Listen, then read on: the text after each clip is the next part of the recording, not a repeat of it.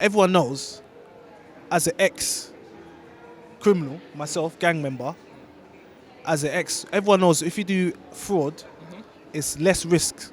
So their system of doing fraud is very good. So they're showing them a new system.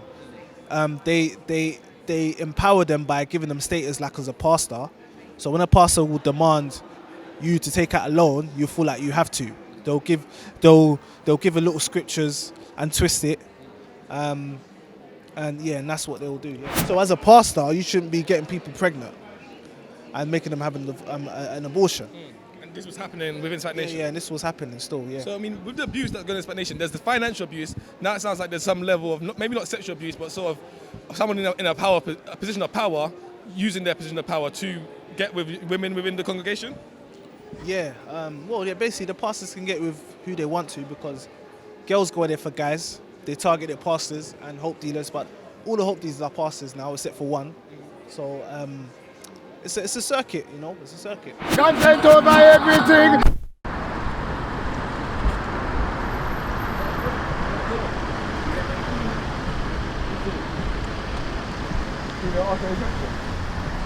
You that's the whip there, yeah.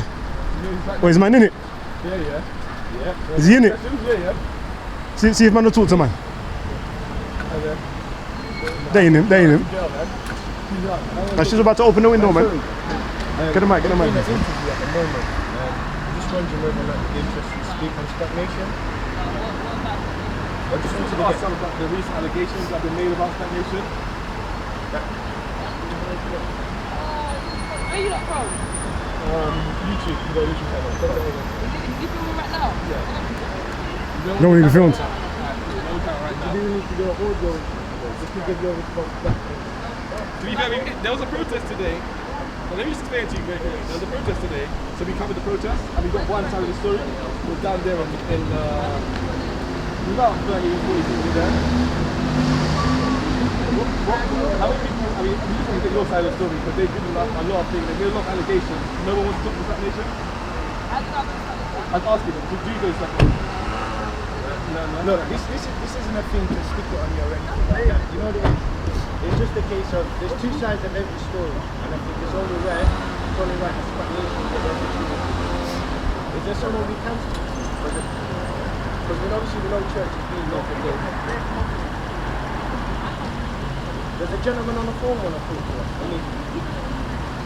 I appreciate that, but obviously we just Could we possibly contact him via email? Is there an email address?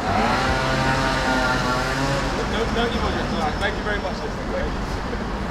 So yeah, we tried to talk Into the mic, son. There's definitely she's definitely SPAC Nation. That's definitely SPAC Nation related. Serious. And they definitely did seem quite nervous. They didn't want to have any conversations. Whoever was on the phone to her, it sounded like a male voice. Somebody who sounded very aggressive. You saying that's the pastor's car there, yeah? Yeah.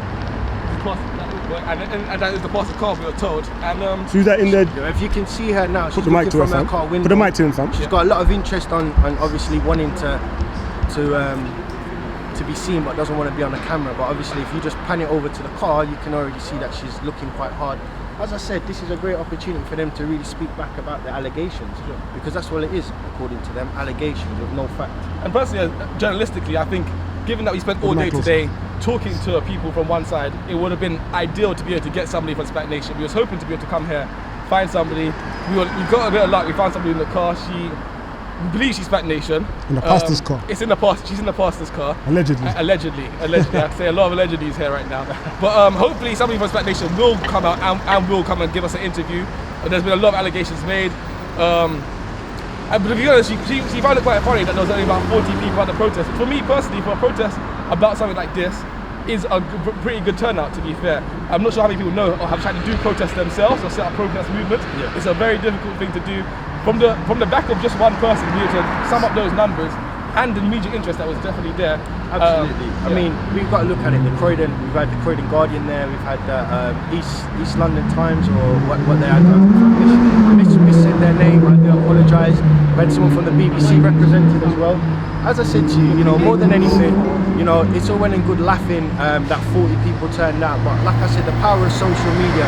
The same way we spoke about how did this church grow when you put it on the BBC, when you put in interviews, people's personal experiences on platforms like YouTube, Instagram, whether it manages to make it to TV. This is how you raise awareness. And as I said, this is a great opportunity for SPAC to really answer some of these allegations.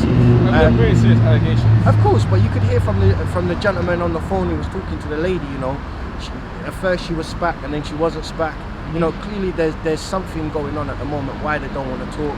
There's a frustration in there, and for us, you know, like everybody wants truth, and that's all it comes down to. You know, this is your opportunity. There's no gang of people here. There's no people trying to lynch you or anything like that. We're just giving people the opportunity to come on camera and have a conversation. But what will happen is now they'll stay inside for as long as possible until we go, but that's when they'll leave. But as I said to you, that is the pastor's car. He probably won't come out now, but you know, it is what it is. And I think for me, not in a bad way, but you know, if you can't speak for your church and even say, do you know what, we rebuke these allegations. I mean, even just come out and say that. It's simple as that. But you could hear the aggression in the gentleman's voice who was talking to her. He was obviously trying to lead the conversation. And it just, you know, come on, you know what I mean? There's no point us skirting around it anymore. From your man, say it straight. Man, don't listen to BBC. Man, don't listen to ITV. If I wasn't attending the services for various reasons, I was ill or I had a family occasion to go to, I was told that I wasn't taking my walk with Christ seriously, and there was a lot of pressure to give seed and money and stuff, and at the time financially I wasn't able to do that. And I started watching these videos online that some of the lead pastors were giving, and they were saying things like, oh, if you're not giving this amount, then don't give at all. And I was watching it, and sometimes I was laughing. I was like, well, okay, I won't give then, like, because I can't give that amount. And then one of the lead pastors had approached me and had asked me a very wild question.